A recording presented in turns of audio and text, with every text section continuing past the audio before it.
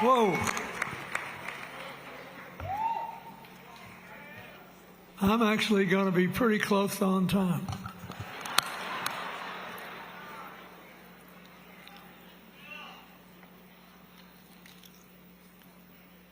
I think we should not forget, and Jim Zogby didn't, he did a fine job, but this is a celebration and a memorial service. And you have to ask yourself, what did Jesse Jackson do that I admire most,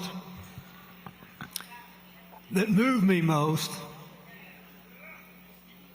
and what can I do right now that would maybe be as good as what he did then?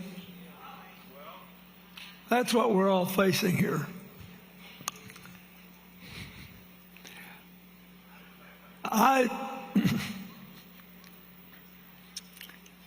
I love Jackie and her family. Santita sang at my second inauguration. The boys have got to go to Congress, and Yusuf, I thought when the first time I met Yusuf, I thought, I could do whatever I wanted if he worked for me. He'd just take care of things. And you're good at it. It's been an honor to know all of you.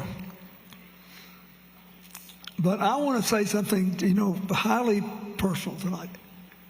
I came to truly love Jesse Jackson. And we had more in common than he thought.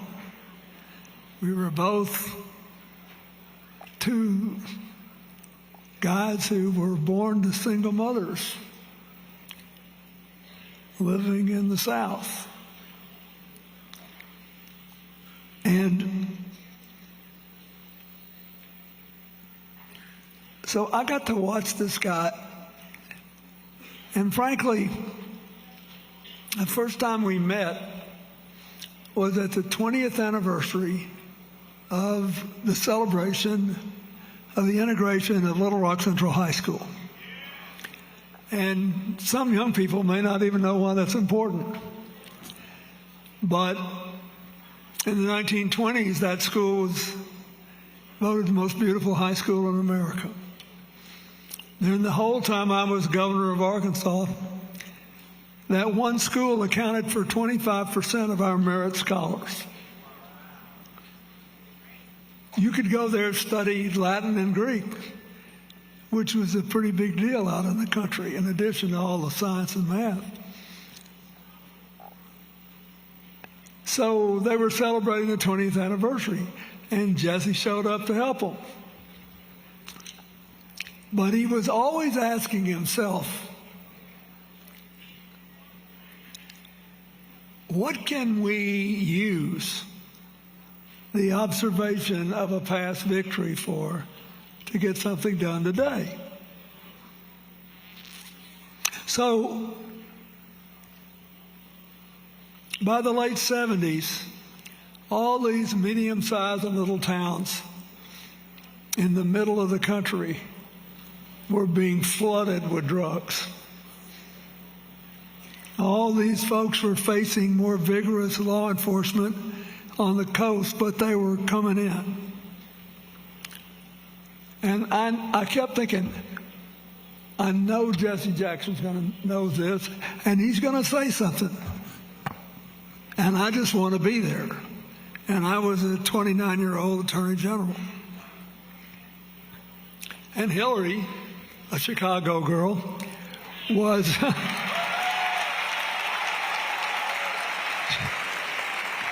she was practicing law and supporting us because the salary was almost non-existent.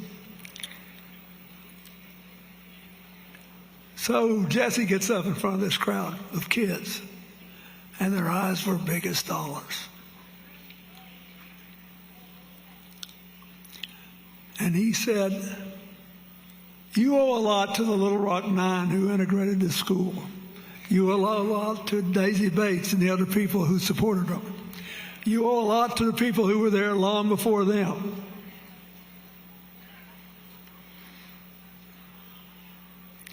You cannot take this achievement and throw it away on drugs. And then he said, I'll never forget it. And I thought, where are all the conservatives when you need them to cheer? Jesse Jackson looked at these kids and he said, you have to open your brains, not your veins. And I thought to myself, no matter how long I live and stay in politics, I may never have a single line that's that good. I mean, think about it. It's totally brilliant. It captures personal responsibility and caring and self-survival. All these pastors here have done such a great job on this. You know, I know you spend endless hours when you're putting your sermons together and you're running your programs in your churches and things. What can we do that will work?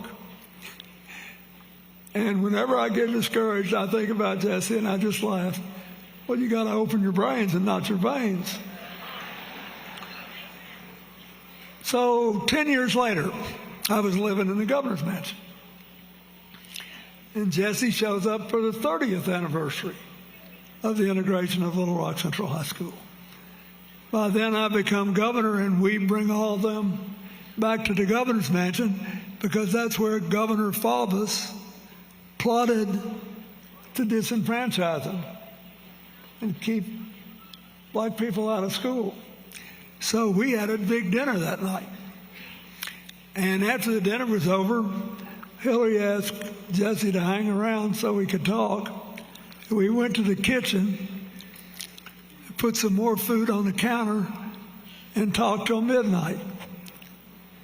And Hillary said, you know, we all got to work tomorrow. I'm going to bed. 2 hours later, Jesse and I are still going about it. And she walks into the kitchen and throws us out.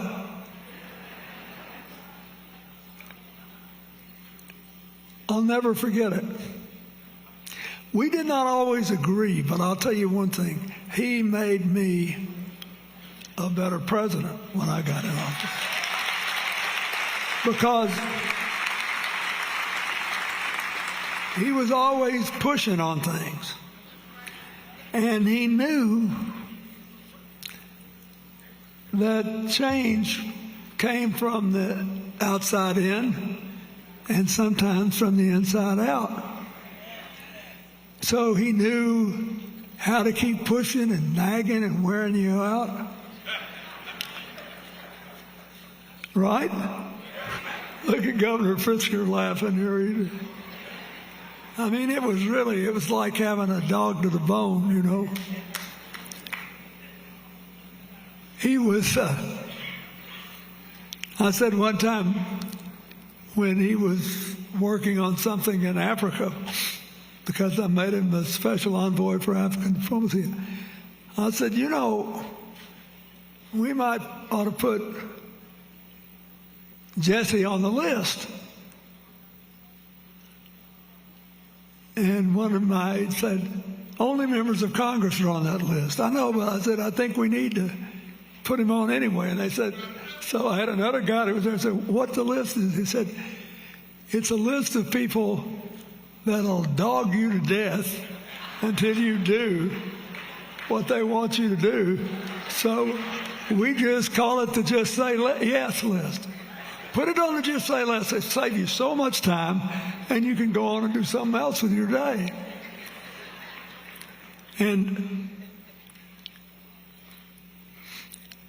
I remember how impressed I was in 1988, before I became president, when Jesse and negotiated with Governor Dukakis and the other people at the Democratic Convention to end the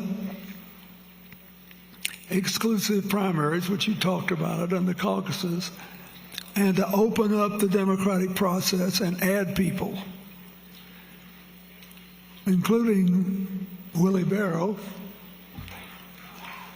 And Representative Maxine Waters, who became one of our senior leaders.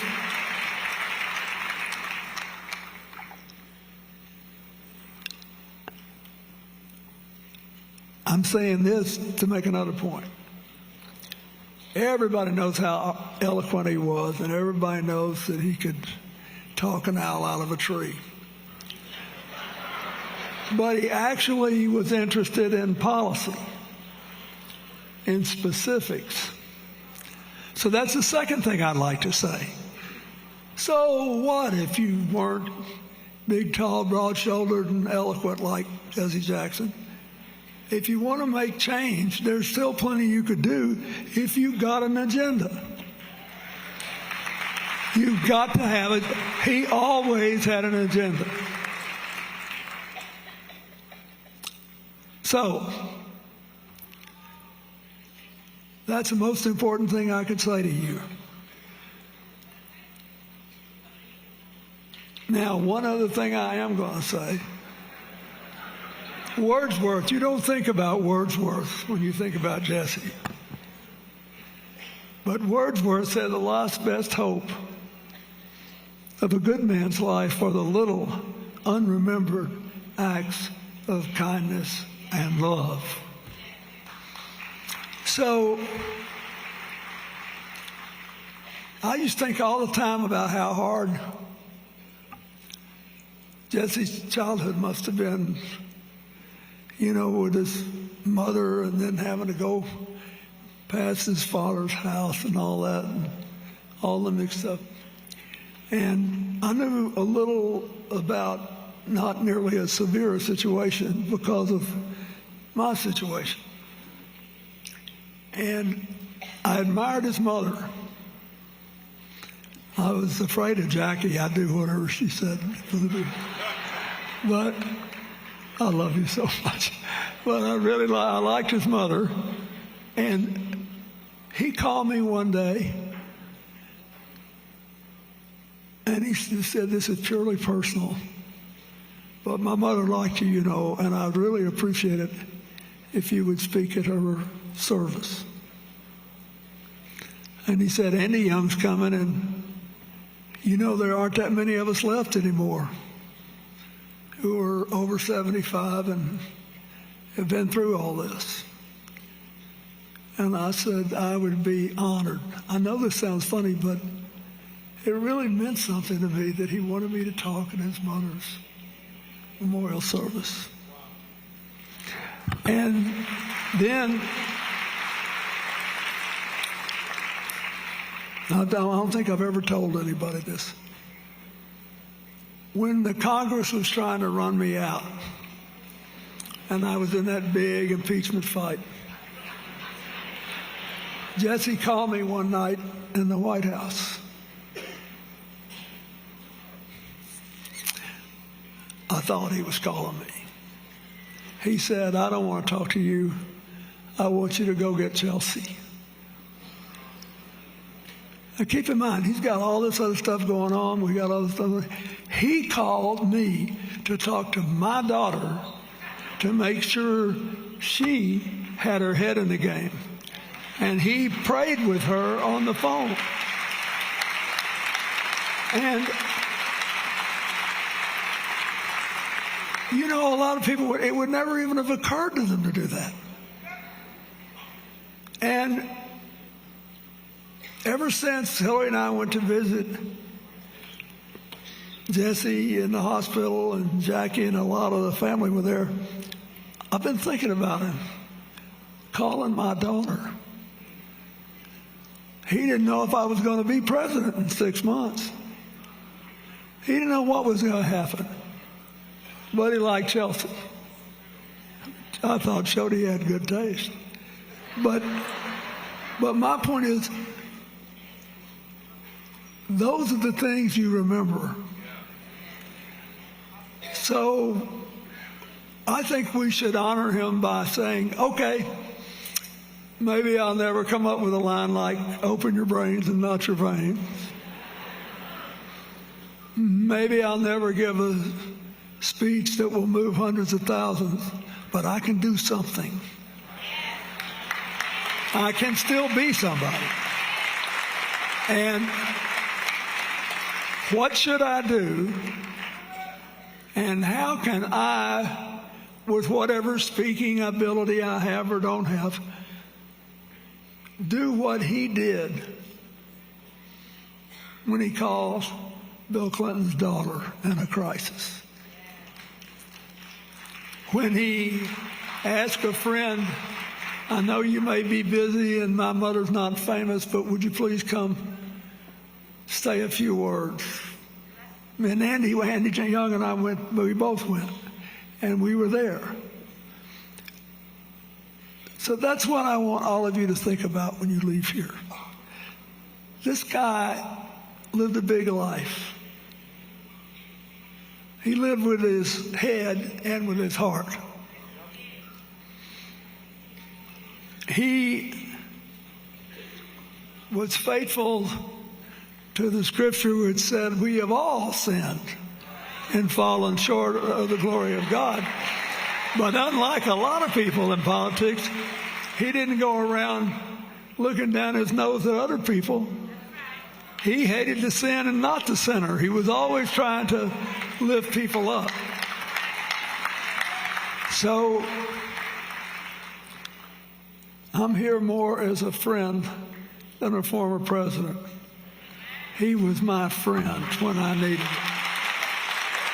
And I ask you to ask yourselves how you can do more by being a better friend and a more effective one. God bless you and thank you.